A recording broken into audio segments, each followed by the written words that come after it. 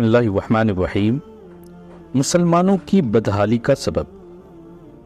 ملت اسلامیہ آج جن حالات اور مصائب و مشکلات کا شکار ہے اور جن پریشانیوں کا سامنا کرنا پڑ رہا ہے، یہ انتہائی افسوس کی بات ہے۔ یہ سارے مسائل جو پوری امت مسلمہ کو درپیش ہیں، ان کے سبب پر جب غور کرنے کی نوبت آتی ہے تو جن لوگوں کے دلوں میں ایمان کی ذرہ برابر بھی رمق ہے، وہ لوگ غور کرنے کے بعد یہ کہتے ہیں کہ ان مصائب و آلام کا بنیادی سبب یہ ہے کہ ہم دین کو چھوڑ بیٹھے ہیں، نبی کریم صلی اللہ علیہ وسلم کی تعلیمات پر عمل کرنا چھوڑ دیا ہے، اللہ تعالیٰ کی بندگی کرنی چھوڑ دی ہے، نبی کریم صلی اللہ علیہ وسلم کی سنتوں کی اتباع کرنا چھوڑ دیا ہے اور بدعمالیوں میں مبتلا ہو گئے ہیں۔ اس کے نتیجے میں یہ آفتیں ہمارے اوپر آ رہی ہیں، اور یہ بات بالکل درست ہے، اس لیے کہ قرآن کریم کا ارشاد ہے، ما اصابکم من مصیبت فبما کسبت ایدیکم ویعفو عن کثیر، یعنی جو کچھ مصیبت تمہیں پہنچتی ہے وہ سب تمہارے ہاتھوں کے کرتوت کا نتیجہ ہوتی ہے،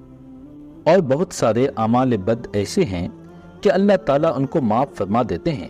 ان کی کوئی سزا تمہیں نہیں دیتے، لیکن بعض اعمال ایسے ہوتے ہیں کہ ان کی سزا اس دنیا کے اندر ان مصیبتوں کی شکل میں دی جاتی ہے۔ اس کا نتیجہ یہ ہے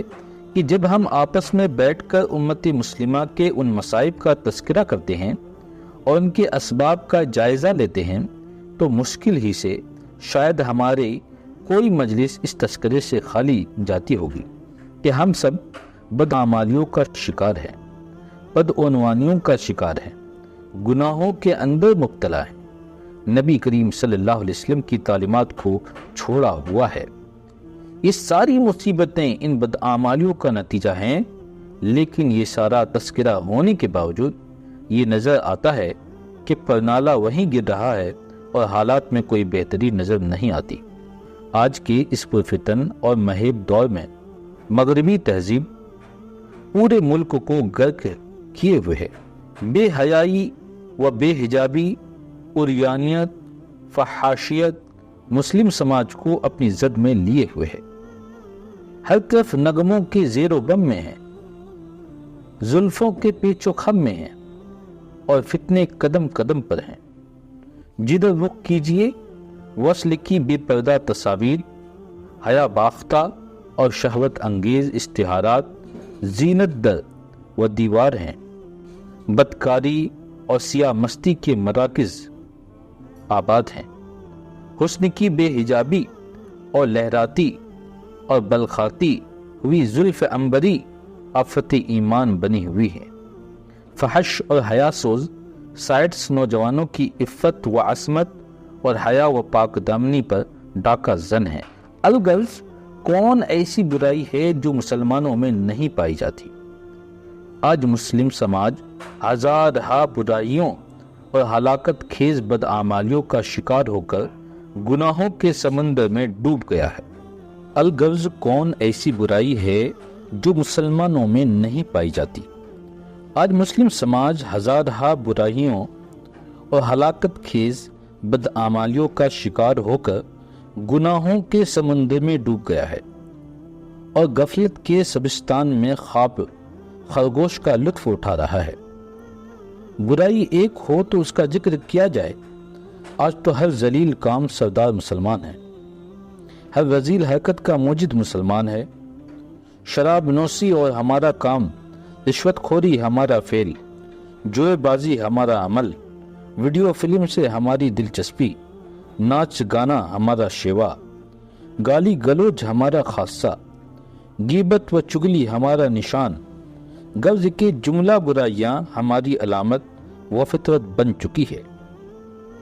انہیں وجوہ کی بنا پر مشہور مغربی فکر نے اپنی کتاب اسلام اور مسلمان میں لکھا تھا کہ دنیا کا سب سے اچھا مذہب اسلام اور دنیا کی سب سے بدترین قوم مسلمان۔ حقیقت بھی یہی ہے کہ آج ہم جس مصائب و مشکلات میں گرفتار ہیں، یہ سب ہماری ہی